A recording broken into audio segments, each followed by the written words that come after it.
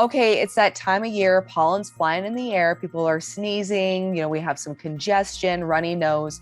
How do we know if it's allergies or perhaps the sign of a more serious problem? So allergies cause inflammation of the lining of the nose, which is something we call allergic rhinitis.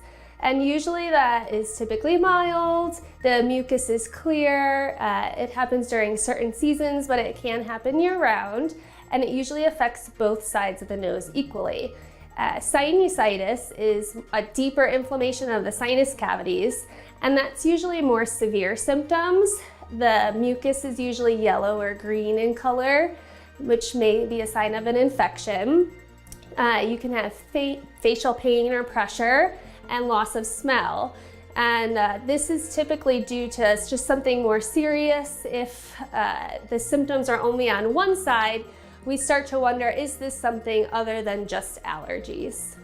Okay, so if somebody though does have these symptoms, who do they call? Should they just call their, family doctor, or should they seek out a specialist? Your primary care physician can start you on a lot of the treatment that we recommend initially. And a lot of the treatment that we recommend is all over the counter. So we usually start with a sinus rinse or a neti pot twice a day to clean out the nose from all the allergens. And over-the-counter antihistamines such as Zyrtec, Allegra, or Claritin can help symptoms such as sneezing, itchy, watery eyes. And then we also have nasal sprays available. The most common spray we use is a steroid spray that's over the counter that can help decrease the inflammation of the nasal cavity lining. Okay, and you are a specialist, right? You have quite a very impressive title. I'd love for you to share with us what you do and how you can benefit those who suffer from sinus problems. Yeah, so I'm an otolaryngology head and neck surgeon. We were classically called ear, nose, and throat doctors, but our specialty as a whole has kind of transitioned to emphasize that we treat both medical and surgical conditions of the head and neck region. And then I would specifically call myself a rhinologist and skull-based surgeon. I did an extra year of training in sinus surgery so I can really address those complex diseases of the sinuses that maybe a general ENT or a general otolaryngologist may not be able to. Okay, now if somebody does suffer from sinus problems, but they're just like, oh, I'm gonna deal with it. Explain some of the other serious conditions that can happen if those sinus problems go unaddressed, and then how would you treat them?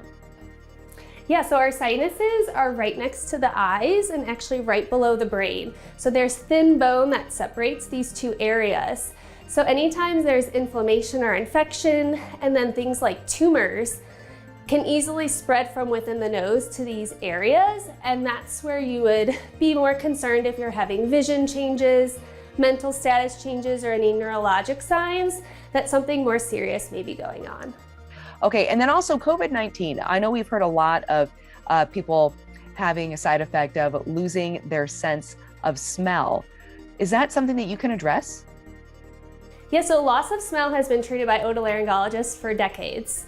The most common causes are sinonasal disease, so just like sinusitis, trauma, and then post-viral. So a lot of viruses can cause smell loss, and COVID-19 has just kind of emphasized that viruses can do that. We're doing a lot of research in our field as to why COVID specifically is affecting the olfactory nerves, and we're trying to do more research into how to treat it because it can be a difficult area to assess inside the nose, and then we don't know why specifically the nerves are affected, and those can sometimes be difficult to treat with just standard therapy. So there are some, treatments that we can try, but not all of them have been successful in everyone.